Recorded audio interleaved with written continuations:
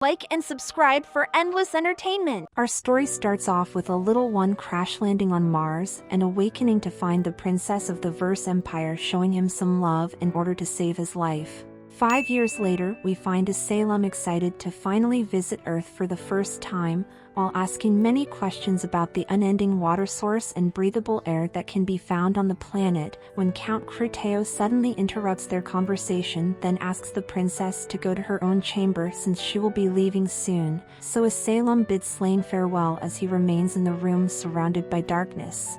A few hours later, the princess meets with Slaine to reveal that she is about to depart on her journey to start peace negotiations between their people, before thanking him for all the knowledge he gave her throughout the years. Fearing for her life, Slaine decides to give Salem the one thing he truly owns in this world as a good luck charm, but she refuses since it's the only thing that's left for him to remember his father, until Slaine points out that as their savior they would both like her to wear the necklace to honor them. The princess thanks him for his gift as Cruteo comes into the room to announce that it's time to go. She enters the elevator alongside her maid while questioning why the people of Vers hate Earthlings so much even though they were all originally from the same planet. But the maid explains that when the first emperor was blessed with the power of Aldnoah, the Martians became their own distinct race separate from all the lesser people left on Earth, and Salem confesses that even though in the past the two people didn't get along, she now desires to build peaceful relations so the prejudice between them can come to an end.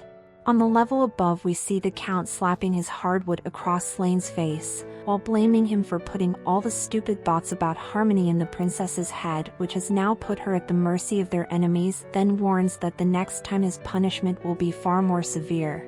Cruteo arrives in the command room to watch Salem depart into orbit when he suddenly gets a call from Count Sazbom, who he tells that the princess would not change her mind from this folly. However, the Count reveals that she should be safe as hurting the royal heir in any way will invite disaster to Earth, though he does admit that since a war would cause chaos they could climb the ladder to gain more power and take the entire planet for themselves. But Cruteo immediately dismisses this line of thinking since their first duty as orbital knights are to keep the royal family safe. It's explained that when astronauts first went to the moon they discovered the Hyper Gate, which paved the way for humans to terraform Mars, but when the explorers found ancient technology far beyond what humans currently had, the leader among them claimed the title of emperor and declared war on their homeland. But as both sides battled to gain control over the Hyper Gate, it exploded while taking out a chunk of the moon, which later rained down on the planet to cause untold destruction. On the motherland, we find Inaho making bacon pancakes for his older sister who overslept again, and reminds her that she is their drill officer for today before heading off to school. He catches the bus where our MC meets up with his friends, then they start talking about all the wonderful things they're going to accomplish in the years to come, because surely nothing bad is going to happen to them in the near future. The students arrive at school with Inaho's sister following close behind. She tells the teacher to stop drinking since if the children were to notice they would lose respect for him, but he admits that was lost a long time ago. However, Yuki confesses that the teacher was a fine soldier in her eyes before she goes to give the students the best PE session in the history of mankind. A few hours later, we find the teacher drinking his trauma away as his doctor arrives to vibe with him. He tells his psychologist that the army has added military training to the high school syllabus while passing it off as normal, but secretly they're making young soldiers to send into the grinder if war ever arises. He remembers 15 years ago when he saw the power of Aldnoah and admits that no matter how much training or preparations they make, the Earthlings are like cockroaches under the feet of the Martians. Everyone gathers on the streets to witness the Princess of Vers visiting their planet for the first time, but some shady-looking mofos communicate from the shadows to open up a truck that fires off a barrage of missiles. All the people stand unaware of their impending doom, but Inaho, who watches the projectile thrust through the sky to give the princess her first gender reveal party. All of the cars that are traveling with the royal heir are exploded by boomers. However, Salem's vehicle somehow manages to escape the carnage until two more people, the leaders, arrives to flip over the car to make escape next to impossible. The princess crawls from the vroom vroom and looks up into the sky to experience a close-up fireworks show to the shock of the entire crowd as the assassins withdraw from the crime scene. On the moon base, Count Sasbaum calls for all the orbital knights to unite to avenge their fallen princess, while Criteo blames himself for her becoming a hashtag and descends on the planet to bring the people of Earth to their knees. Two little ones watch a beautiful meteor shower fall from the sky and wish that everyone can be happy. However, in New Orleans, all the people are pissed off because of all the traffic on the bridge, but they notice that an orbital knight's fortress has come to unleash the sun on their city while giving everything nearby a roasting session that will be talked about for the remainder of human history. The army begins sending out their soldiers to surround the fortresses before they can deploy any ground troops to secure the location. However, the orbital knight's first move was to take out all means of communication to cripple the planet. Then he begins to obliterate all the military presence in the area. The American mechs search for their enemy, but when one of them finds the orbital knight, he is gifted an all-expense-paid ticket to the gates of heaven that is also redeemable for all his teammates who got effortlessly squad-wiped. We head over to Beijing to find the orbital knight giving the Chinese mechs the BDSM treatment, while in Maputo we see that the Africans are standing on business, but their pew-pews have no effect on the overpowered Gundam, though in the land of the rising sun the Japanese try their best to fight back. However, the soldiers just get mercilessly penetrated and feels nothing but unmatched terror as they face off against the godlike robot.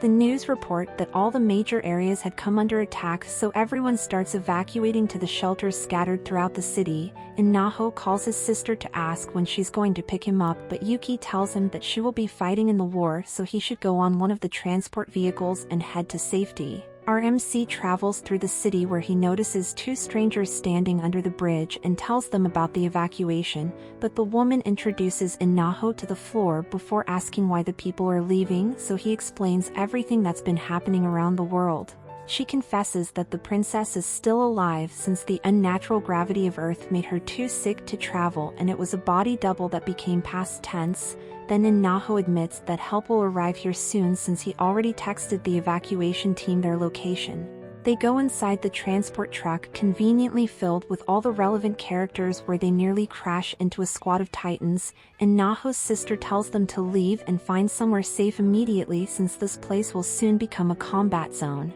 Inside of Criteo's fortress, a baron with an interesting shaped haircut enters the command center in order to personally ask for the honor of securing the location where the princess met her end, and the count tells him to gather up all the leaders in the region so they can investigate why the Earthlings did something so foolish. Slaine gets ready to depart as the pilot that will guide the orbital knight and flies him through the sky until they meet some unfortunate bastards heading their way. The Air Force launches the leaders towards their enemy, but of course that move was not very effective. Then Baron Donghead orders Slaine to open fire on his people, but the pilot can't bring himself to do it.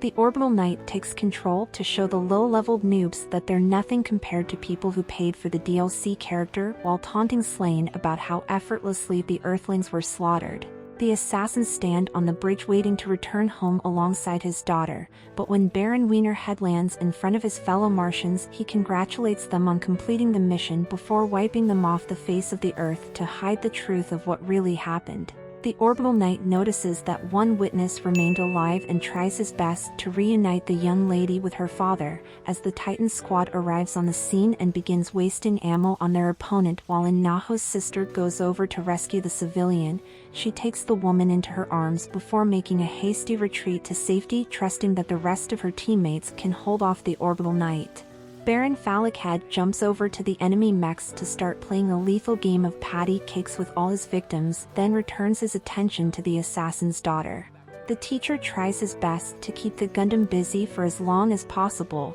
but all his efforts are meaningless before the might of those blessed with the All-Spark, so Yuki begins withdrawing from the battlefield and calls over the evacuation team to drop off the civilian, but the Martian catches up with them to show us that his hands are rated E for everyone. Inaho's sister conveniently lands on the vehicle, so the students take the chance to drive away from certain demise. RMC notices that they are going too slow to escape Baron Shafthead, and tells them to hit the brakes so they can shave off some weight before flooring it with their newfound speed to outrun the Iron Giant. One of the students goes on top to help Yuki escape from the Titan. However, during the chase he gets launched into the air and our MC comes in clutch to lend a hand, but Baron Erection Head causes a tremor that sends Inaho's friend directly into the Shadow Realm, right before our party arrives at a tunnel where the Orbital Knight chooses to end the chase. Everyone begins exiting the van and notices that they're one person short, as Yuki's mech opens to report that the Martian is still outside the underpass waiting for them, so they should try their best to keep its attention so the rest of the citizens can evacuate the city safely.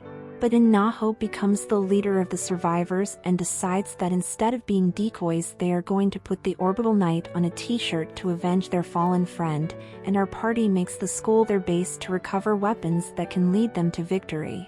At Count Sasbaum's fortress, we find him talking to Baron Peckerhead to inquire about the status of their accomplices, and he confesses that one of them managed to escape, but since Slaine is monitoring the locations where the tunnels lead, she will not be able to hide for long. Sasbaum tells him that they don't have the time to wait, so he resolves to wipe out the entire city using a meteor shower even though Cruteo's fortress may be caught in the blast, and orders Baron Schlonghead to maintain watch until the orbital strike arrives. At the school, Inaho tries to run an experiment by flying a drone through the tunnel until it comes in contact with the Gundam waiting patiently outside, and after doing the test he discovers that the mech has the ability to absorb anything it comes in contact with, including radio signals. They theorize that to move so precisely while chasing them there must be something feeding it information from the sky, which also answers why the Orbital Knight never enters the tunnel. Our party begins making a plan to slide on their op when the mysterious woman offers to help them,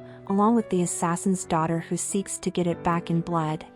On the military base, they begin preparations to withdraw from the area because all its defenders are now hashtags. However, the teacher reveals that his students are still in the city acting as bait to keep everyone safe and begs the officers to help him save them. The soldiers hastily put together a rescue crew with the sole objective of taking the little ones outside the combat zone, but they suddenly see flares in the distance that signals them to launch an attack immediately.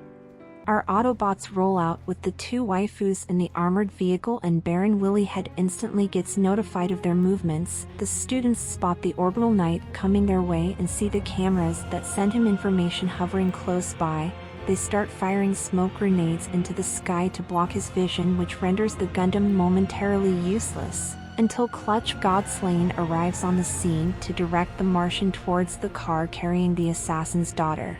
They begin pew-pewing at the pilot and he retaliates by blowing the mech off its feet, prior to the other student using a rocket to take out one of Slaine's wings. Inaho prepares to enter the battle in his own EVA as the Gundam slowly closes in on our waifus, but the women realize that they still have to buy more time in order for their plan to succeed. The Orbital Knight manages to disable the Vroom Vroom permanently, and in a bid to stall their pursuer, the mysterious woman starts walking towards Baron Willyhead while commanding him to stop his war crimes at once. Then the stranger reveals the very obvious fact that she was the princess in disguise all along. Shocked by this revelation, the Orbital Knight tries to retreat. However, the teacher arrives on the scene and begins launching people to leaders at the Martian, though it has no effect at all. But while Baron Prickhead is distracted, the students pew-pews the bridge until it takes enough damage to collapse under his huge frame to plunge him into the ocean. They notice that the water is being absorbed everywhere except a small entrance under its armpit, and Inaho uses the information to close in on his opponent to penetrate deep inside him from behind. RMC explains that they knew that there must be gaps in his barrier because he can walk on the ground plus receive camera feeds from his drones, as he puts his pole into the Martian's hole and gives Baron Banana Head some catastrophic back shots to bring this fight to an end. Everyone is shocked by what the students managed to accomplish, yet our party quickly realizes that they must withdraw from this location before any backup arrives to help the Martian. After they leave, we sadly find out that Baron Granulated Seastar Head is still alive. Slaine says that they should go save the princess, but the Orbital Knight confesses that he needs to make her past tense or she will brand all who were part of his plan as traitors. The pilot draws the Martians pure and channels the power of America to put a brand new hole in Baron Mushroomhead's chest to bring the mighty Orbital Knight to his knees, before ending the poor bastard's subscription to life by rearranging his guts. The meteor bombardment arrives to remove the entire city off the map for years to come, but our main characters conveniently made it out just in time to avoid being isekai'd. It's revealed that all our survivors were already moved to the ship, and Inaho's sister congratulates him on keeping all of them safe, as the princess, who's still in disguise, asks to speak with him privately, while Yuki cheers him on for potentially getting some cheeks. Asylum gathers everyone who knows her secret and explains that they must find some way to tell the Vers Emperor that she is still alive in order to end this war. However, Inaho points out that the Martians have destroyed all their means of communication, so he has to convince the higher-ups to help them. The maid protests this, since they must keep the princess's presence a secret because the enemies have spies hidden among the Earthlings who would do her harm. They return to the storage area where the students mourn their fallen friend and swear to get revenge on all Martians for what they did to the city. While Inaho discusses with Ryet about what to do next, he tells her that they should not let anyone find out the truth, considering that in times of war people will listen to their emotions over reason. But the assassin's daughter says that she will be watching the princess closely because no one from the Vers Empire can be trusted. In the night, we find the ship docking at a cargo port that will be made into their new base while they wait for the army to bring our survivors to safety. Everyone begins working together to empty their load all over the camp, but a soldier sees a hostile Eva using their comrade's loot box as a shield before tossing it away. He starts pew-pewing the enemy, so the Gundam quickly runs behind cover, which allows the Titan squad to close in on the Martians' location.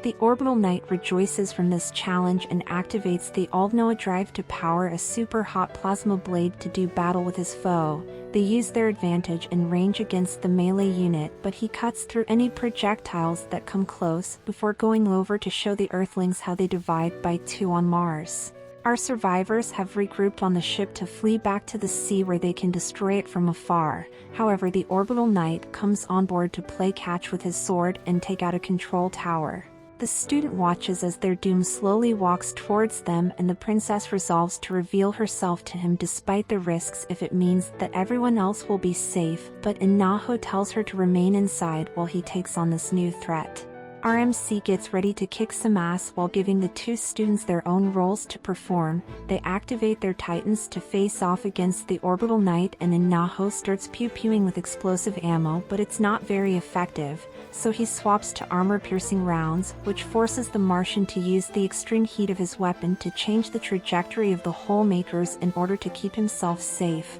The Orbital Knight notices a student sneaking behind him and dashes towards Inaho, who dodges a devastating strike, then goes down on the Martian to restrict his movements. RMC is brought to the ground by overwhelming strength when a crane suddenly knocks the Gundam away while doing heavy damage to it. The students begin doing a team ultimate to push back their enemy as much as they can when a blast suddenly comes from the ocean to interrupt the battle. It's revealed that the army has finally arrived in the combat zone as they channel the American spirit to rain down hell until the Orbital Knight is forced to make a hasty retreat. Inaho's classmate scolds him for acting recklessly because without the military's convenient timing they would have lost, but all he notices is the princess thanking him for saving their lives. At Criteo's castle, Slaine reports that Baron Male Genitalia had passed away in the orbital strike, and the Count is determined to investigate who would launch such a reckless attack after he avenges Asylum.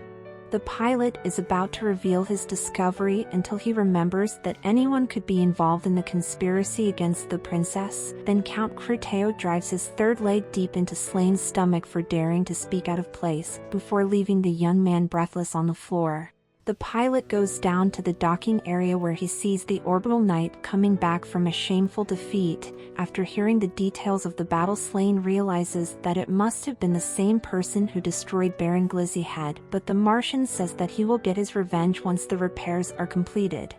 In the command room, Count Criteo meets with Sazbom and tells him that an unknown orbital knight dropped a kill streak near his fortress that resulted in the loss of a powerful Gundam. Nevertheless, when the conversation ends, Sazbom commands his underlings to launch an investigation since Baron Chickenhead was warned about the meteor shower. The ground troops survey the area where they discover that the orbital knight's mech took heavy damage and was abandoned before the city was destroyed, so Count Sazbom decides to look into Slaine since he is the only witness. On planet Mars, the Vers Emperor finds out what has been happening on Earth. He questions why they would invite their own destruction, but the messenger theorizes that because only the royal family can activate the power of Alnoa, the enemy hoped to cripple them by striking down a member of his line. However, the king is not convinced and orders a ceasefire to this war that has claimed millions of innocent lives until he has presented evidence of the Earthlings' treachery.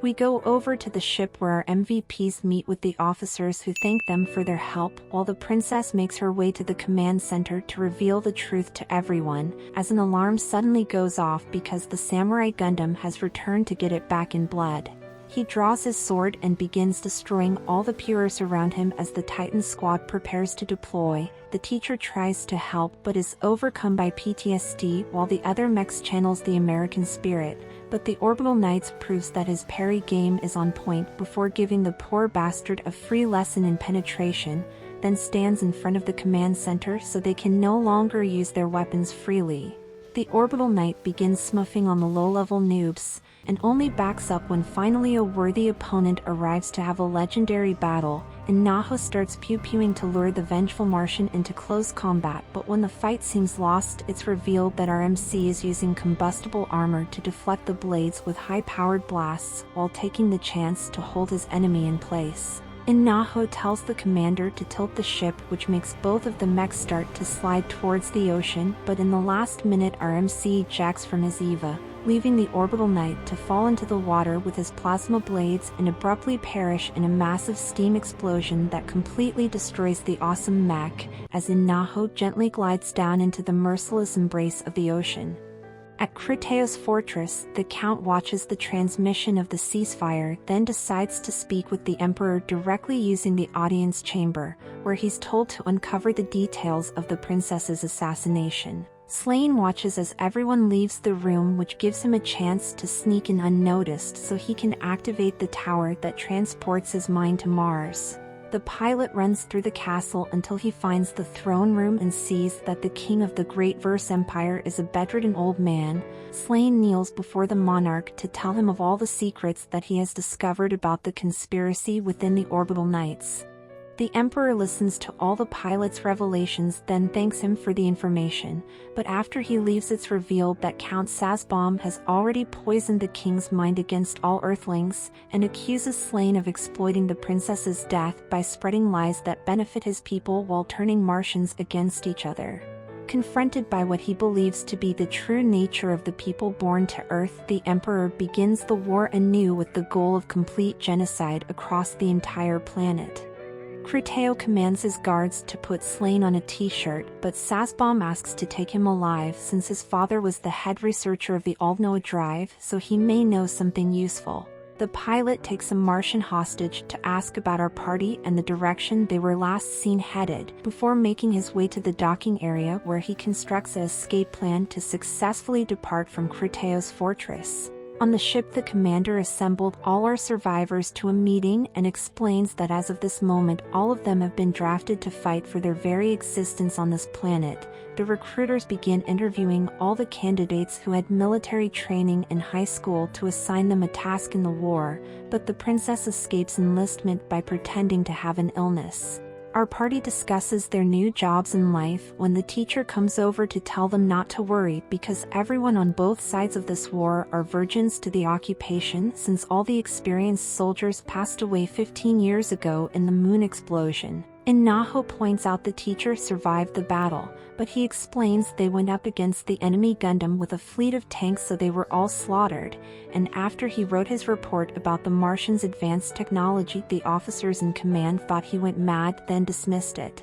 Hours later, we find the princess enjoying the scenery with our MC by her side. Inaho asks about the Adnoa drive, so she reveals that it's a power source that only members of the royal family can activate, which gives her people technology that shouldn't normally be possible. But while the Martians are more advanced, their planet has little resources available, and this is why some members of the Orbital Knights wants to forcibly make Earth a part of the Empire. In the command center, it's decided to make the place where the teacher's entire unit was wiped out their base, reasoning that it has a population of 0 and it's unlikely that any Martian would target that area. The victim of war reminisces about his past. When the doctor questions if it's the right time to be drinking, the teacher makes the best throw in the world to honor all the friends that were lost on the island, as the commander joins them on deck. The captain reveals that her big brother was also there with the teacher in the first invasion, and she can't find it in his heart to forgive him for smoking her sibling. Instead of finding a way for both of them to escape, the teacher starts tweaking from this sudden admission as a heavy object suddenly crashes into the ship to signal an enemy attack. It's revealed that robotic hands have begun relentlessly fisting the ship until it can no longer handle the pressure and stops responding to controls. All of our party suits up in their EVAs to fight against this new threat, while the Orbital Knight watches her victim from afar and shows pity for what's about to happen to the unnamed characters. She unleashes the Doom Fists on the poor bastards, though the Titan squad tries to pew them down, but they're completely bulletproof, so no matter what they do, it always ends in them getting an unwanted hand job. The teacher goes towards the robot to try and help once again, but his crippling trauma prevents him from even moving a muscle. Meanwhile, the commander orders everyone to abandon ship, which leads to a hasty evacuation of all on board. The Orbital Knight decides to stop playing around, then launches lethal high fives to end our survivors' subscription to life. However, Inaho has begun to use explosive rounds in order to throw the master hands off course until he eventually runs out of ammo, and the Martian takes this chance to give them a fisting from the heavens. But when all seems lost, the projectile is suddenly deflected as Clutch God Slaine arrives on the battlefield. All our survivors are surprised to see a Martian fighting on their side, though Inaho accepts it since they need all the help they can get. The Orbital Knight decides to lend the newcomer a hand before launching her massive fisters at the pilot in an attempt to forcefully open his back door, so Slaine does a barrel roll to avoid this horrific fate, but the arms continue to hunt him down until our MC steps in to start pewing them out of the sky and actually manages to damage the master hand. Inaho goes down to act as a shield for the survivors, then gives all of them a mild concussion as he deflects the Doom Fists heading their way, which crashes into a cliffside that conveniently reveals a big hole in the island. And the commander takes the chance to use the remainder of the vessel's power to vigorously thrust towards the only opening that leads to safety, while Inaho along with the Titan squad charges to face off against their enemy. Our allies intentionally bust all over the only opening to collapse the entrance of this mysterious cavern before smashing into a military base that none of the officers even knew was there. The army begins escorting all the survivors that are still alive deeper into the chamber, where the captain salutes the amphibious assault ship for its outstanding service, then bids it farewell for the last time. But while she's walking away, the soldiers come over to report something very interesting. Inside the cargo room, Asylum blames herself for the war that has brought humanity to the brink of extinction, because if she didn't come down to Earth seeking peace, then the assassins couldn't have used her passing as an excuse to invade, and Riot confirms that this is all her fault, as the officers hurry to pass them. The commander stands before a destroyed Gundam where the teacher joins them to explain that this Eva was the one who ended his squad's subscription to life, which makes everyone realize the military only covered up his report to keep their discovery on the battlefield a secret, and our survivors notice a Deus Ex Machina resting at the bottom of the facility. They enter the Deucalion to see if there is any way to bring the systems back online, but the soldiers quickly find the vessel to be useless to them since it's powered by an Aldnoa drive and no one has any idea how to activate it. However, Asylum enters the room and gives Four Eyes a closer look at the floor for trying to stop her, before revealing that she is the first princess of the Vers Empire. On the outside, we find Slaine protecting our survivors in the sky while Inaho is looking out for him from below. They start making a plan to close in on the orbital knight since that would make all her weapons useless. Then the pilot descends while opening his backport so our MC can mount him to accomplish the forbidden fusion. Inaho rides Slaine towards the climax of this battle. However, the Martian sends her master hands after the duo. But prior to getting fisted, the arm suddenly explodes as our MC explains that when the hands open they are vulnerable to most high-powered rounds along with the thrusters because it has almost no protection. Seeing that all her toys are being destroyed, the orbital knight transforms into a giant fister and blasts off into the sky to confront our heroes. Inaho tries to blow it off course, but it's too big for him to move, so Slaine is forced to stall the plane to avoid a trip to heaven, though this leaves them in a position where it's impossible to dodge again. The Martian declares herself the victor when she suddenly tanks a firework to the face as a barrage of people, the leaders, starts heading her way. The Deucalion begins rising from the cliffside to enter the combat zone with Asylum at the helm, who has activated the Aldnoah drive, which makes the orbital knight confused about how the Earthlings gained this technology before she decides to charge them head-on. But the king of backshots takes out her thrusters to leave the woman helpless on the ground so the battleship can give her the heaviest face-sitting session in the world. Ryet resolves to slide on all Martians to avenge her father as she picks up a Pure to follow the double-tap rule, while the rest of our survivors celebrate making it through another attack. In the sky, Slaine asks Inaho to take him to the princess, but our MC questions how he knew that she was still alive, which makes the pilot ponder if they are also trying to exploit Asylum for their own gain, and as tension rises, both of them decides to open fire on each other, with Inaho coming out the victor of the standoff, leaving Slaine to take a swim with the fishes. On the Deucalion, the commander learns the truth about what really happened to the princess and promises to protect her until they arrive at their main base, where she can send a transmission to Mars, though she interrogates our party about why it was kept a secret and finds out that there could be people working with the assassins on board.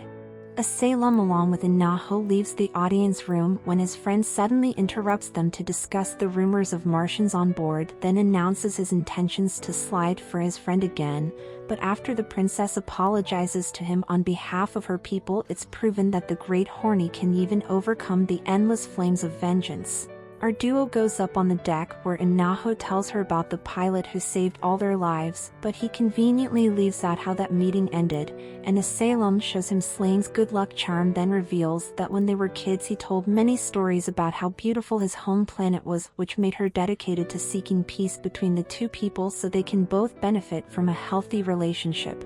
At Count Criteo's fortress, we find that the pilot has been getting some shocking surprises as his tormentor asks why he went to the island and what led to the orbital knight becoming past tense, but Slaine is the goat so he doesn't snitch. Criteo continues the shock therapy until Sazbom intervenes because if the captive breaks this will all be pointless, which provokes the Count into drawing his Pure to start deep-throating the prisoner with his pole. Then he threatens to show him something mind-blowing in the near future before leaving the poor bastard to suffer alone.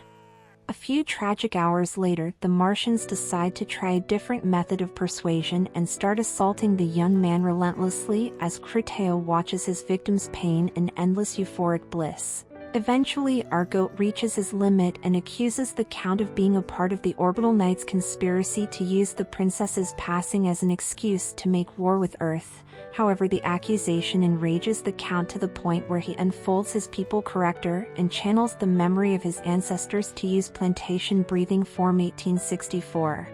A soldier intrudes on the punishment to report that they found the Gundam that was lost 15 years ago without its Aldnoah drive, though the Count dismisses this since the humans have no way to activate it. Slaine suddenly starts laughing, so Criteo decides to end his suffering despite the protests of Sazbom, who abruptly ends his transmission. The Count questions why the pilot would be happy in a time like this, which leads him to the realization that without plot armor it is impossible for the Earthlings to defeat the Orbital Knight while not having an Aldnoah drive of their own, but the only way that would be possible is if the princess was still alive to activate it. Criteo kindly asks Slaine to confirm his suspicions, and with the last of his strength the goat tells them that Asylum will destroy all their plans when she arrives. Seeing that the pilot was ride or die for the princess all along, the Count cradles Slaine in his hand while begging for his forgiveness. As the medics approach to treat the hero's injuries, Criteo contacts his command center to tell them to send a transmission to all orbital knights to cease hostilities against the people of Earth, but they notice that an object is traveling towards their fortress at high speeds. On the outside we find Sazbom and his Eva falling from the skies to crash into the castle. Criteo comes face to face with the true traitor and challenges him to an honorable duel with Gundams, but Sazbom simply lasers the fool, then retrieves Slaine's unconscious body from the ruins before blasting off into the sky to return to his fortress. On the Gucalian, Yuki monitors the new soldiers' progress as they're using virtual reality to improve their fighting skills when Ryet joins them to train so she can smoke even more Martians. The assassin's daughter enters the simulation and does better than anyone would suspect, which makes her request for Yuki to raise the difficulty, so Inaho's sister decides to give Ryet something familiar. But once the young lady is confronted by Baron Glizzyhead's Gundam, she begins having a full-blown panic attack until the mech goes offline. In the cafeteria, Ryet reminisces about what she lost as the princess arrives to join her for lunch. The assassin's daughter inquires about her clothing, and Salem describes the second worst trait in the history of humankind prior to two little ones coming over to give the princess a gift. Then Ryet wonders why she would reveal herself to everyone despite the risk before leaving to eat elsewhere. In the doctor's office, they are trying to use virtual reality to treat the teacher's PTSD. The test starts out with the patient managing the simulation well, but after the Martian shows up he gets swept away in the memory, and we see that his entire unit was unprepared for this battle, so they were mercilessly slaughtered. The teacher's tank gets flipped into the air, though it seems that his team survived until his friend calls for help because his foot is stuck inside the vehicle, when a fire erupts that starts gradually cooking the men alive, and following the heart-wrenching screams of the commander's brother begging for the pain to end, the teacher uses a purer to put his soul at rest before escaping from the tank as it suddenly explodes. The victim of war freaks out from his visions and is disappointed in himself for failing again, which makes the doctor reveal that his trauma is not caused by the fighting but by the guilt he feels from smoking his friend, and ends the treatment for today. The psychologist then meets with the commander to give her the teacher's patient file so both of them can recover from the loss of their loved one together. Inside the bathroom, Ryet is having a mental breakdown because she doesn't understand why the princess seems happy after experiencing so many hardships, while it's hard for her to even make up reasons to go on living. But unexpectedly the princess chooses the worst time possible to take a shower, and her maid leaves to get a change of clothes.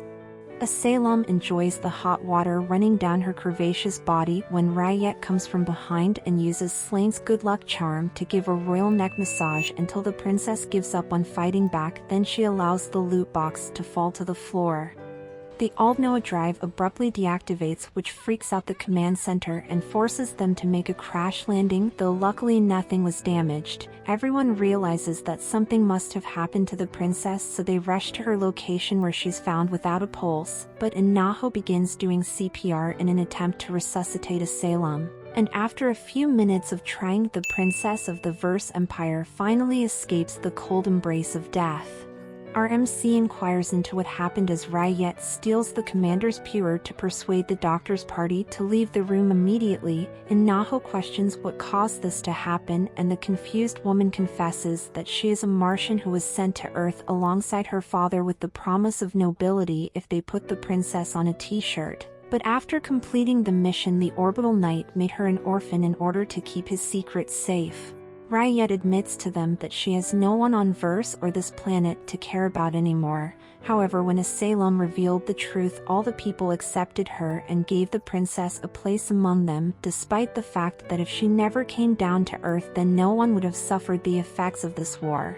Salem apologizes for bringing misery to this world and agrees that she is responsible for millions of people being sent to the Shadow Realm. While slowly walking towards her executioner, the princess falls to her knees to beg forgiveness from everyone for the hardships they now face, but Ryet can't bring forth the courage to take Salem's life again, so she decides to give herself brain surgery instead.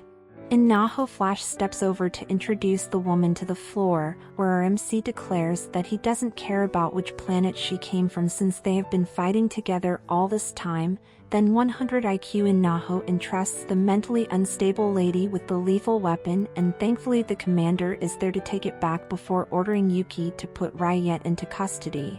They take the princess to the doctor's office, who advises Salem to get some rest, though the captain comes for her anyway so she can reactivate the Aldnoah drive to get the ship back into the air.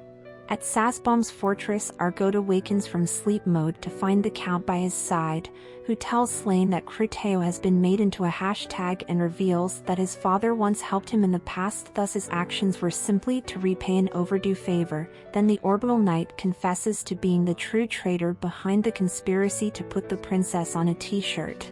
At the dinner table, Slaine tries his best to convince Sasbom to spare Salem's life, but it's unfeasible because her presence can undo all his carefully laid plans, which makes the pilot lunge at him with a body penetrator while questioning why he would go through this much effort just to construct a war. Count Sasbom explains that when the first ruler was declared king of the Vers Empire, Mars was a planet that resembled Earth in nature. However, as time passed by, the thin atmosphere made the environment almost inhabitable. To remedy this, the second emperor chose to command all the greatest minds to make weapons far beyond human comprehension to rule over them with an iron fist, instead of coming up with ways to feed his people. And when all the citizens started to riot, the royal family began producing propaganda to blame Earth for all their problems. Soon after, the king made plans for an invasion using the Hypergate to place troops behind the moon, but he also sent an advanced unit down to Earth to scout the enemy's strength that consisted of himself along with his fiancée,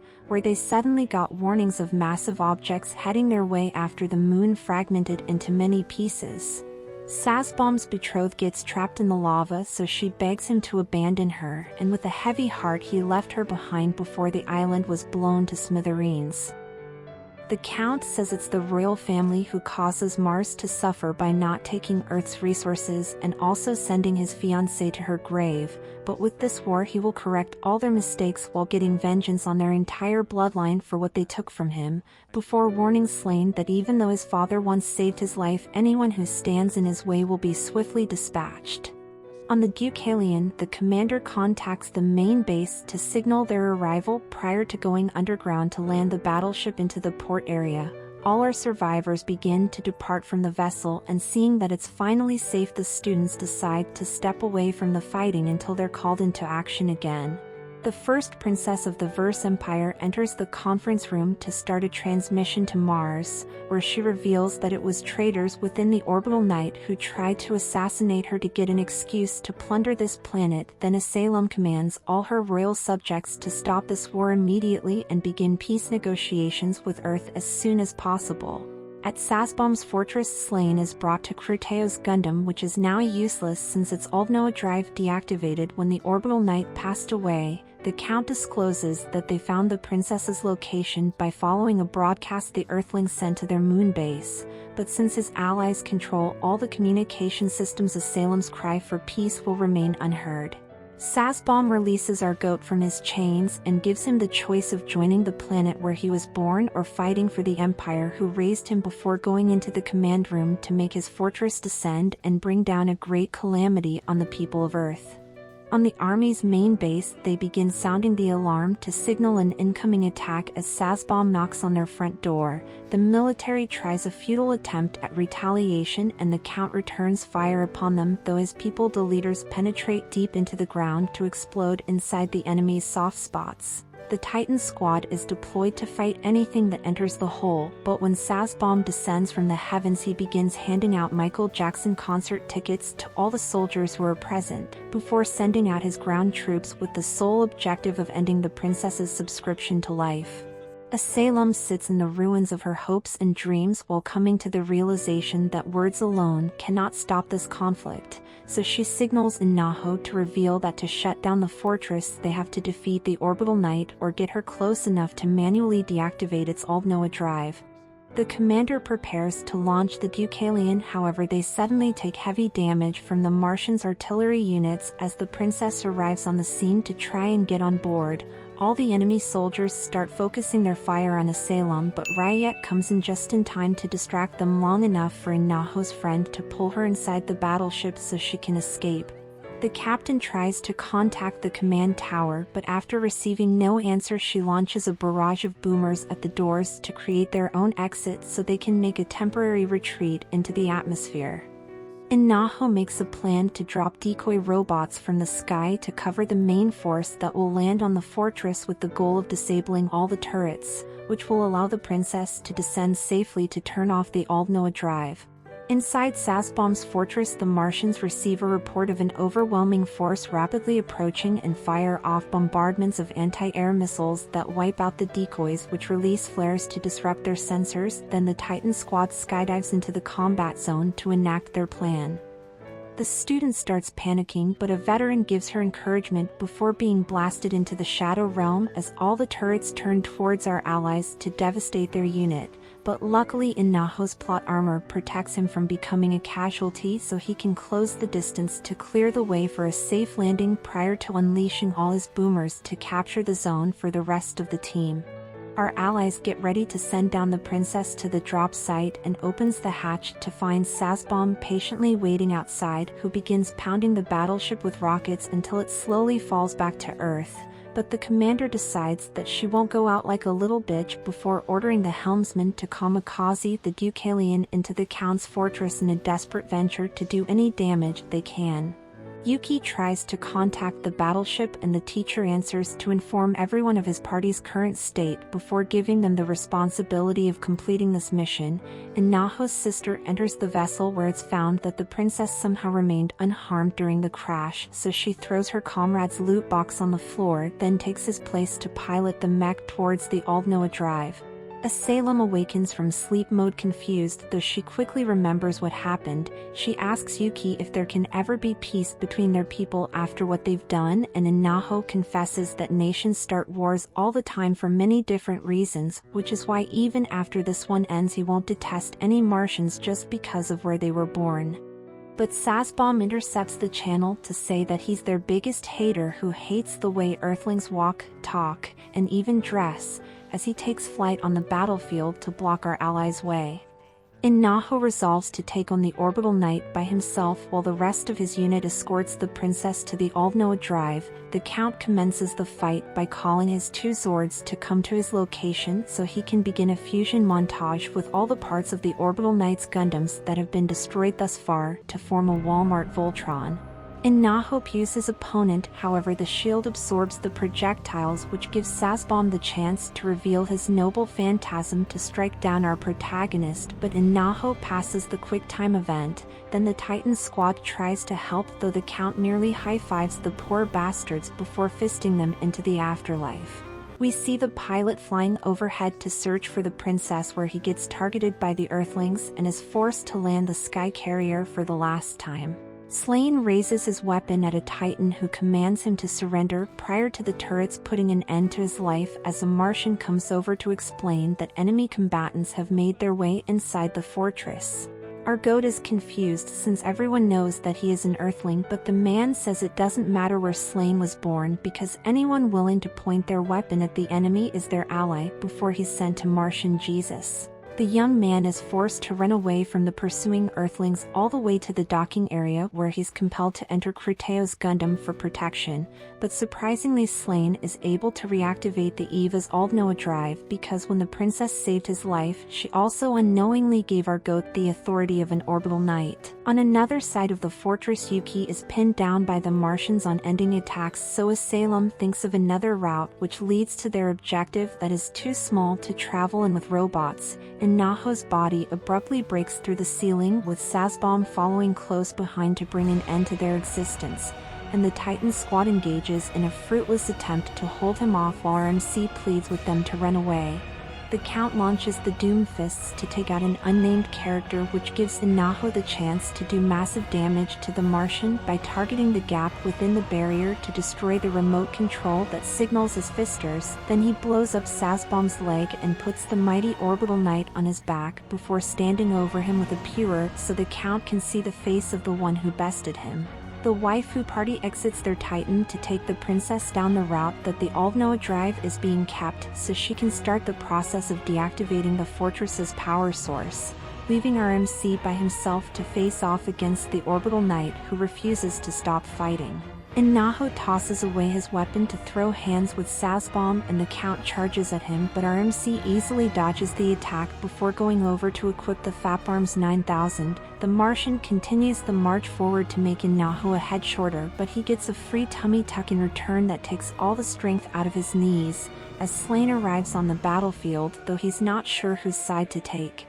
Our MC gets ready to give Sazbomb a pounding that he will never forget. However, the Count swears he will end this cycle of hatred by wiping out all of Earth's population to give his people a chance to live in a land filled with clean air and water while destroying the tyrants who fed the citizens lies to save themselves.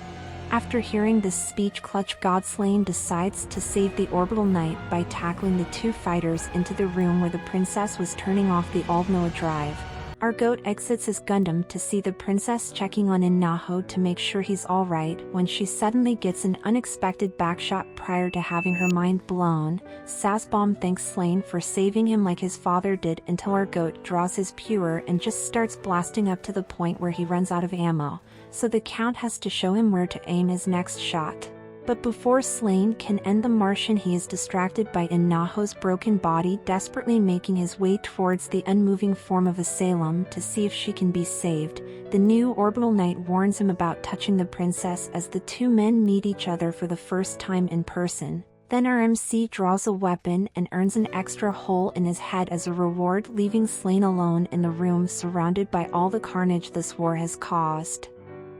The orbital knight goes over to the Count who is ready to meet his maker, but unexpectedly Slaine kneels before Sazbomb to announce that he has finally chosen to fight against the Earthlings alongside the Vers Empire, though he insists on taking Princess Asylum's body with them when they leave, and realizing that he is at the orbital knight's mercy, the Count agrees.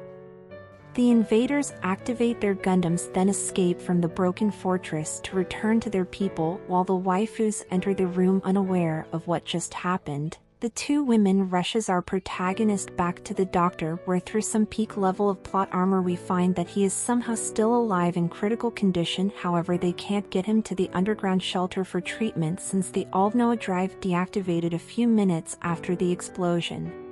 The waifus begin grieving for the fallen hero's impending doom as the light of Aldnoah conveniently starts shining from his body because Asylum unknowingly made him her knight when she was being brought back to life. The captain uses the opportunity to restart the ship's power source, then with the Deucalion back in working order they blast off towards the military base.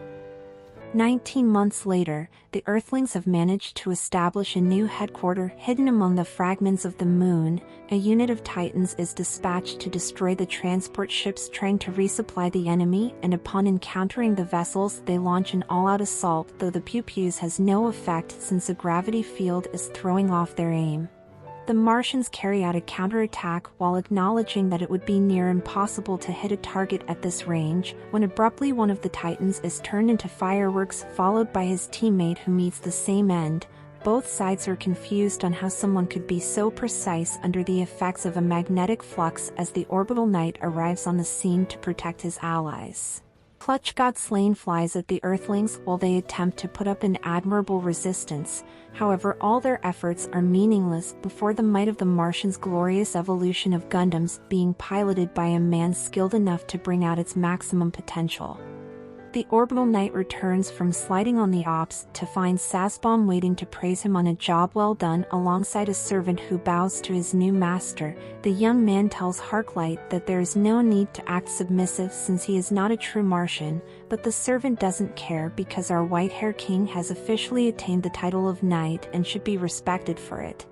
The three men enter Asylum's half-sister's room to report on the progress of their troops currently conquering the Earth, though Princess Lamrina only cares about when she will be able to see the beautiful planet in person. Sazbomb explains that after a few more months their enemy's military force will be exhausted. Then they will reveal the existence of another descendant of the king who can bestow the power of Aldnoah so she can become queen over the new nation that will be established.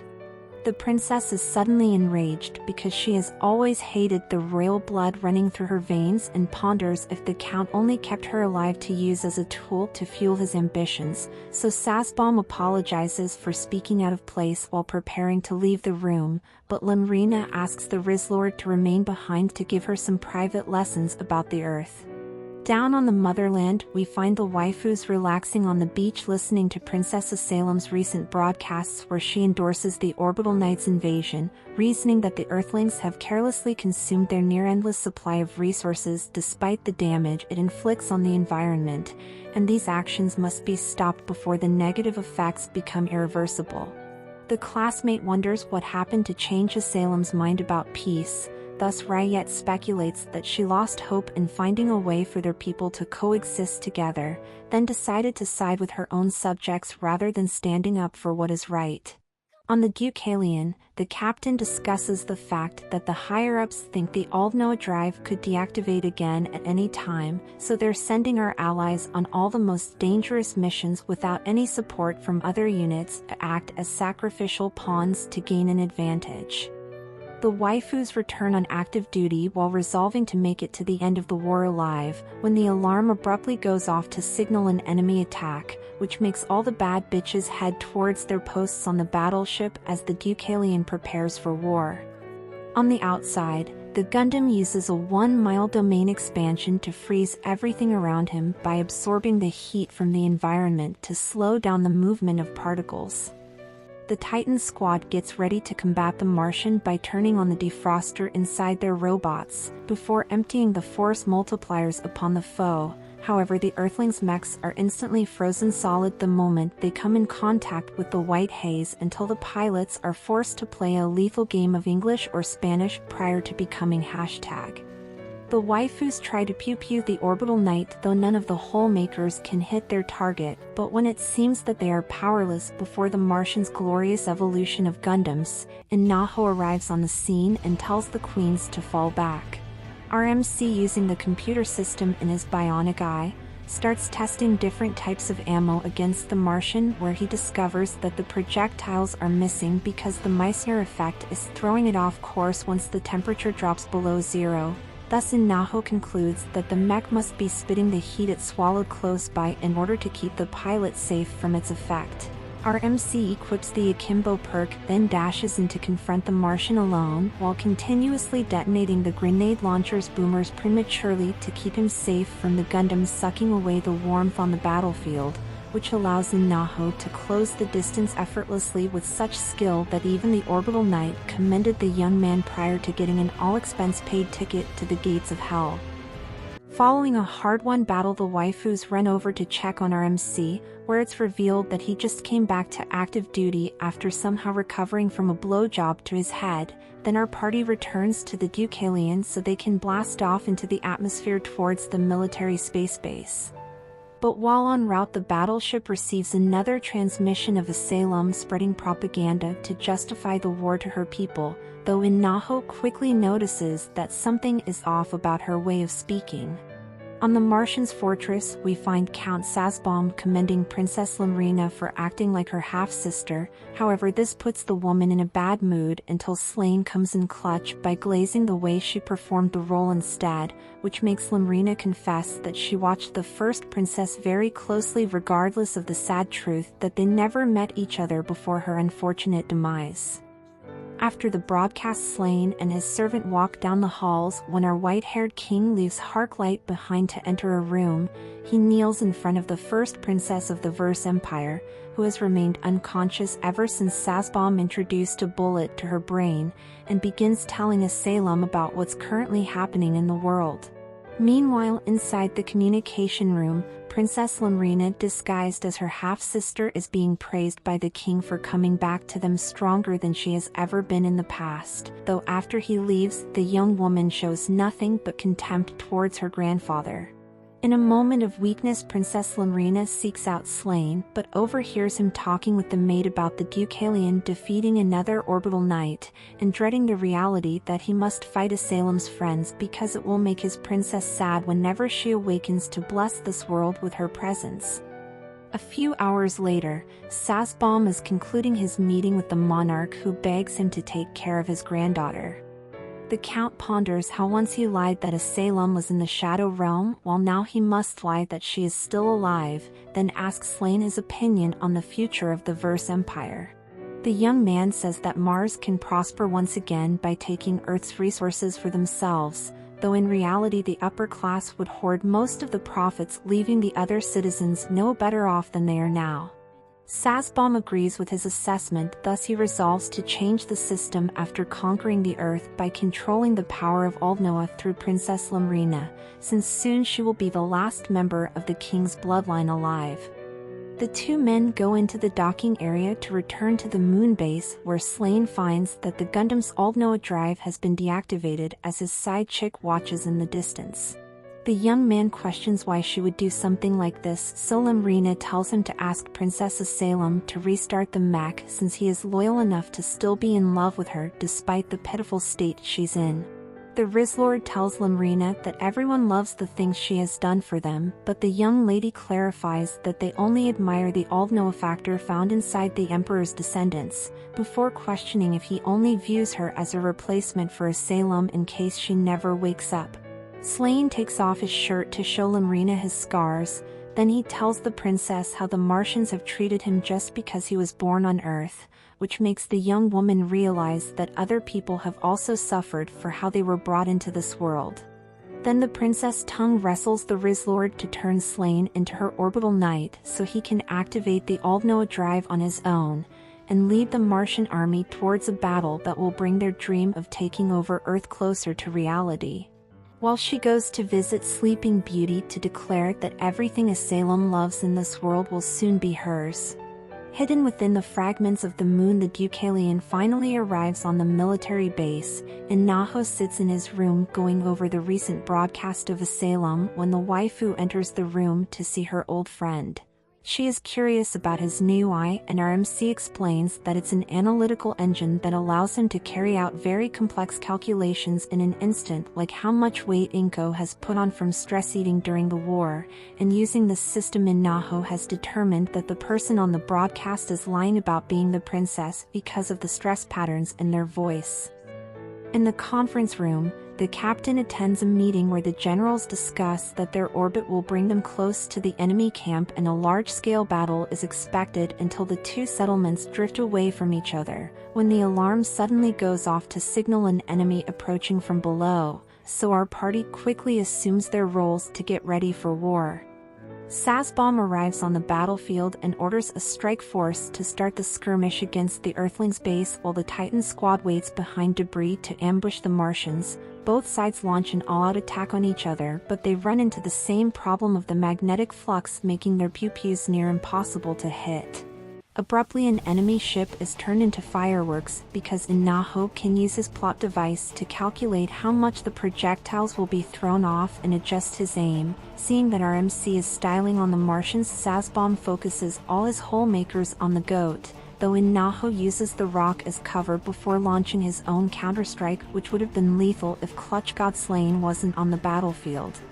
The orbital knight flies into combat, but quickly realizes that whoever is firing at him has 100% accuracy even under the effects of magnetic flux, while Inaho is surprised that another person was able to keep up with his main character bullshit. The two warriors begin closing in on each other, and Slaine is shocked to find out that no one in this anime actually dies from a headshot, as the armies briefly enter the range where they can start doing massive amounts of damage to each other, so the warriors are forced to end their battle early since Slaine has to rejoin the Martians going towards their moon base to fortify it for the upcoming battle. A few hours later, we find Inaho playing a game of chess with the captain to test his analytical engine. RMC explains that he does 70% of the thinking, while the AI uses his idle brain cells to come up with ways to accomplish an assigned task. Then Inaho ponders if it's wise for him to take part in direct combat, seeing that his death would deactivate the Aldnoah drive on the ship. However, the captain decides to leave the decision in his hands, as no one else could match what he accomplished on the battlefield. In the combat zone where the two bases will soon exchange blows, Slaine fires off a barrage of explosive ammo that will circle the Earth and come back in 5 hours, prior to thrusting towards the moon base to prepare for war. The orbital knight exits his Gundam and two counts immediately begin treating Slaine like a wild animal who needs to be taught a lesson, until Sazbom steps in to put an end to the troublesome men trying to bully one of his vassals. The counts argued that making the pet Earthling a knight was the height of foolishness since a traitor could stab them in the back at any time, though Slaine admits that the two men are more likely to betray the Empire by striking a fellow knight from behind during battle. After having their honor called into question, the Count prepares to penetrate our white-haired king, so Sazbom announces in front of everyone that from this moment onward Slaine is his son and sole heir to all that he possesses. The orbital knight rises beside his father as the counts leave in shock at what they just witnessed. The young man apologizes for putting Sazbom in such an awkward position, but the count reveals that he decided to adopt Slaine long ago just in case something was to ever happen to him during combat. An alarm abruptly goes off to signal all the Martians on the base to start going into their Gundams to participate in the battle when the enemy base comes close enough to their orbit, while our allies from Earth have gathered the best fighters in the Titan squad to defend their only foothold in space from complete annihilation. Inko is placed in the vanguard equipped with a Kingsman umbrella, but as it's tested against the hail of bullets from the Martian strike force it easily breaks apart, which leaves the waifu vulnerable to their attacks. So Inaho makes his presence known on the battlefield by drawing first blood, and it's shown that he installed grappling hooks on his mech to gain better maneuverability between the fragments of the moon until Slaine descends from the heavens to continue their earlier duel. RMC tries to pew-pew the orbital knight while remaining outside its range, though Slaine has already viewed the outcome of this battle through his Gundam's future sight and allows himself to be lightly damaged. Seeing his son in danger, Sazbom decides to swap in with the orbital knight to get revenge on Inaho for the ass beating he received last time they met.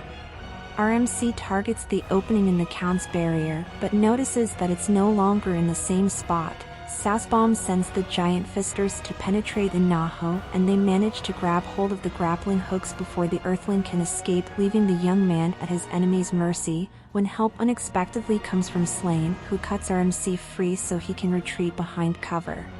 The Count activates his lightsaber to effortlessly divide the meteorite by 2, prior to Inko flying over to announce that the army is retreating to the base, and her presence gives Inaho the chance to blow up a fuel canister he ejected so his friend can pew-pew the spot where the fire enters the barrier to disable Sazbom's Gundam.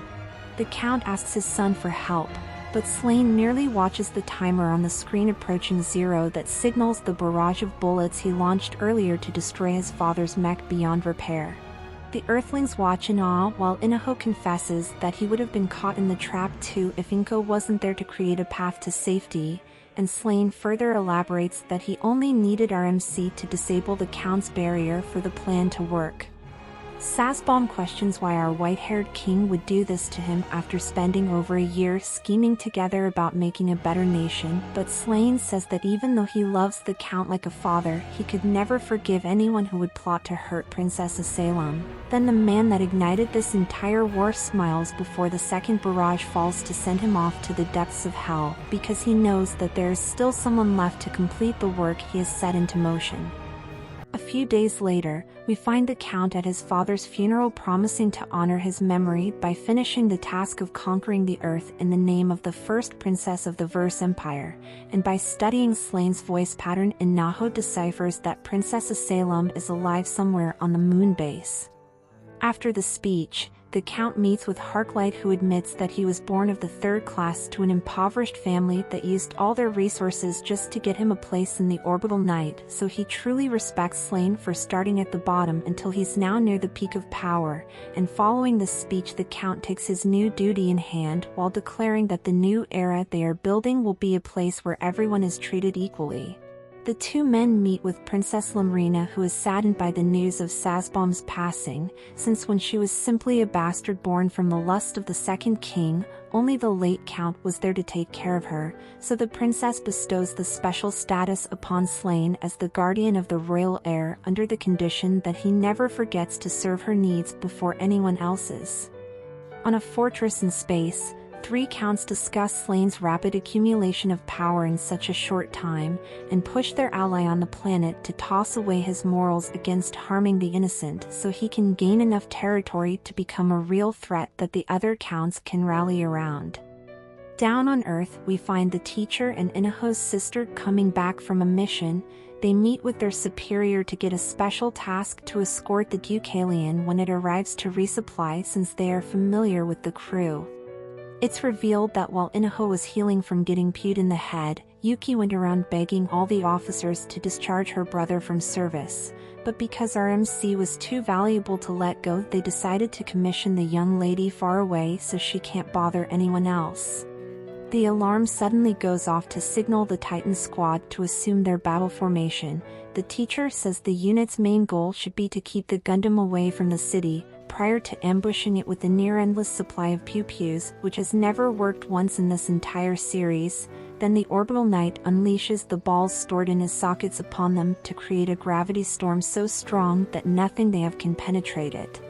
The Titan squad immediately starts hearing a sound resonating in their mind that causes a horrible migraine. Seeing no other option, the teacher sends a distress message to any satellite in space with the ability to detect gravity waves, as the Earthlings are steadily drawing the Martian further into the desert to keep the nearby towns safe. The Count feels great remorse for what he's about to do to the members of the Titan squad who have fallen into sleep mode. However, the teacher steps forward to buy a few more seconds for the soldier, though being this close to the walking blender puts immense stress on his brain until the PTSD returns once more, which gives him the strength to make one last stand against this enemy. An attack rapidly descends out of the heavens to land a direct hit on the Count, as it's shown that Inaho's aimbot is so overpowered that it even works in outer space. Then RMC fires off another round from the Deucalion to disarm the orbital knight and bring an end to the relentless winds of the gravity storm, leaving the Count defenseless to stop the Earthlings from sending him to the Shadow Realm.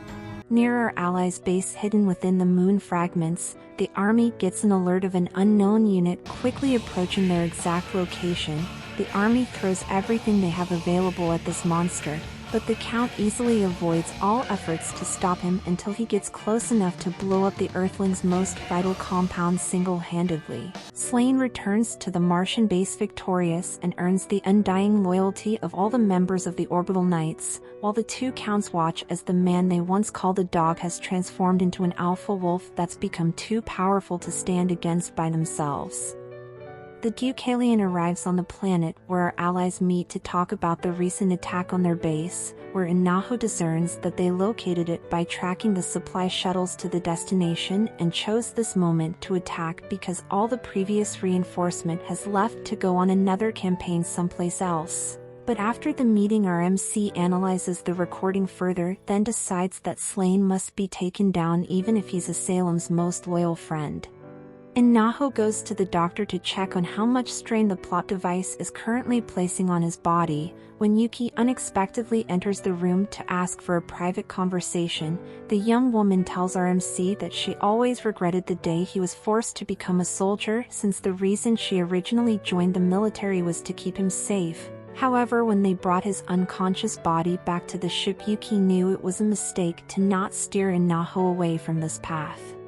So having gotten a second chance, the young lady begs her brother to leave the fighting to the adults, but RMC refuses to do it as the real Princess of Salem is alive somewhere on the moon base being held against her will, and he has to rescue her because she got a brain implant while trying to save him.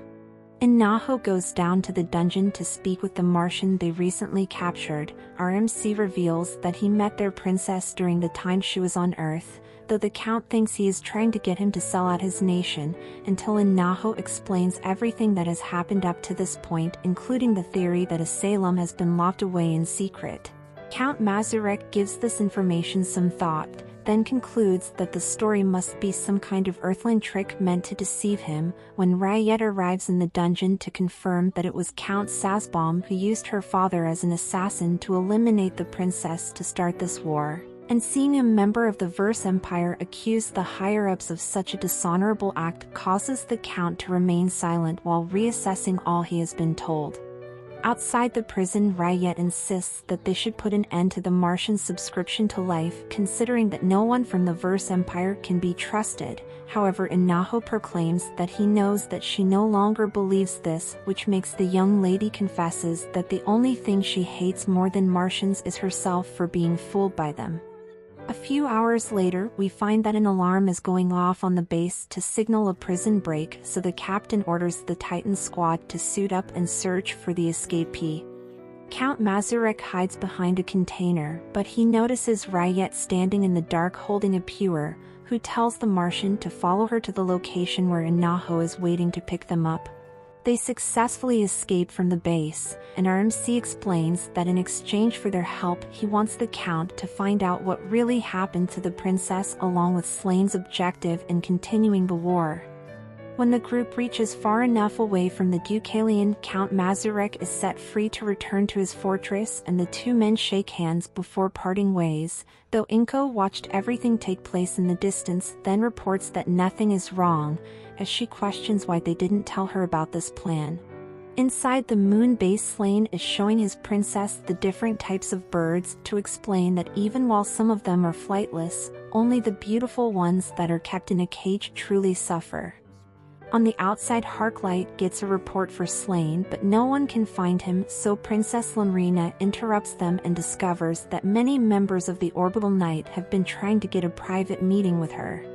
They go to the throne room where she takes on a disguise to speak with the Count. He inquires into why Slaine has been keeping her locked away from her loyal citizens like a prized pet, thus Princess Lamrina invites him to have this conversation in person, but after the conference our white-haired king is concerned that she made a choice without his permission. However, Lamrina declares that as the rightful princess of the Vers Empire it is her decision to make.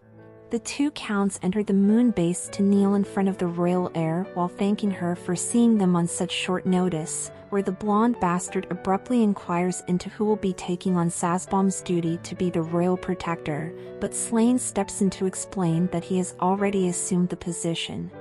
The Count ignores this fact and begs the princess to consider him to be the knight at her side instead, since he is a true-born Martian from the upper class, unlike the lesser-blood earthling who shouldn't even be called a count without having a fortress of his own. So both men comes to the conclusion that to solve this issue they must have a duel to determine which one of them is more suited to protect the heir of the Vers Empire against those that would do her harm. Hours later, Slaine meets with the counts loyal to Sazbom who swear to support him in the memory of their fallen ally. However, they express concern that their people are fighting among each other. Our white-haired king admits that the Orbital Knight looks down on the Earthlings too much, and this weakness has been exploited many times to take down their strongest fighters, so by winning the upcoming duel he will also reforge the Knights into an unstoppable force to trample over their enemies. Then following this heartfelt speech, the counts come to the revelation that what the young man said is the unfiltered truth, before deciding to leave the future of their nation in the hands of Sazbom's chosen successor. Back on Earth, our allies prepare to fight against an orbital knight that has been terrorizing the planet for years. The captain distracts the Martian with missiles from the ocean while the Titan squad sneaks into the city under cover of darkness, and Inko takes the opportunity to ask about the prisoner who escaped, though Riot keeps it 100 by refusing to snitch. After all the troops get into position, the teacher signals for the mechs to launch smoke bombs that hide anything inside from radar detection, though the orbital knight simply blows it away with his laser, prior to giving the soldiers a light show that they will see in their nightmares for years to come. On the other side of the city, Riot takes Inaho to a building where he can have an overview of the entire battlefield, and using his protagonist powers, our MC precisely calculates the location of their enemy for the Deucalions so they can drop a score streak on the Martian's head. However, the Orbital Knight instantly reacted to the bombardment, then launched his own counterattack, but because the battleship is below the curvature of the Earth, the light-based weapon is rendered useless, unlike their cannons which only needs the coordinates of a target to be effective in a fight. The Orbital Knight quickly figures this out and starts destroying the devices that allow the Deucalion to communicate with our MC. Thus 100 IQ Inaho tells Ryet to unload the tracer rounds into the sky to send one last message to the captain, as the Martian brings down the tower. Thinking that her brother has been isekai'd, Yuki rages at the Gundam and gets an unwanted laser therapy session, leaving the young woman helpless on the ground. The Orbital Knight prepares to show her the holy light, but luckily the airstrike appears just in time to gift him a one-way ticket to the gates of hell. Ryet goes over to check on Yuki, so our MC can scold the warrant officer for putting her life at risk unnecessarily. However, Inaho's sister is just relieved that he's still alive. On the moon base, Count Slaine spends his last hours before the duel with Princess Lamrina, who blames herself for doing this to him. Nonetheless, he perceives this as an opportunity to demonstrate his strength to those that hope to stand against them in the future. Then Lamrina confesses that she would like to offer the Rizlord her hand in marriage, even if it means becoming a cheap substitute for a Salem in the end. In his last moments of peace, Slaine shows his true love, the Roses of Earth, where the maid is concerned about the outcome of the upcoming battle, which makes the Count happy that she no longer resents him anymore, as he shows her the blue roses that signifies a miracle on his homeworld. The two knights meet in front of the moon base to fight for the honor of being the princess's royal protector. The duel begins with Slaine keeping out of the opponent's range until he unveils that his Gundam's specialty is attacking from multiple directions with drones capable of following a target anywhere they run. Slaine creates a smokescreen to completely block off the Count's vision, then thrusts into a tight hole in the moon to prevent any more attempts to surround him. However, our white-haired king is slowly being overwhelmed as he comes to terms with the fact that even when giving it his all, there will be no miracles to help him win against a professionally trained knight in direct combat. So the young warrior decides to carve his own destiny into reality instead, and skillfully avoids all the Count's ventures to penetrate the Tharsis, while staying in a sweet spot where the foe feels like he has the upper hand in the battle. Using this overconfident, Slaine leads the Count into a material loading tunnel where he turns around and destroys all the drones that have gathered with no space to make use of their advantage. The Martian immediately starts running for his life, though our warrior quickly closes the distance to make the Count's Gundam a head shorter, which introduces the pilot to the vacuum of space. The remaining Count reluctantly accepts the outcome of the duel and transfers everything the loser once possessed into the household of Slaine Sazbom. But on Earth, it's revealed that Inaho was watching the fight with Inko, who our MC gives an apology because he didn't want to get her involved in the prison escape in case something went wrong. A few hours later, we find Princess Lamrina in her disguise broadcasting to everyone that from this day onwards the Martians that are currently conquering the planet will be a separate nation from the Vers Empire, with Count Slaine leading the armies as her beloved husband, who has been granted full authority to decide which loyal knights will be given the power of Aldnoah. But while everyone across the universe is listening to the news in shock at what is being said, the real Princess of Salem opens her eyes for the first time to view a much darker world that has suffered dearly without her light. Like for a cat girl, subscribe for a waifu, and remember to stay swifty. Ooh.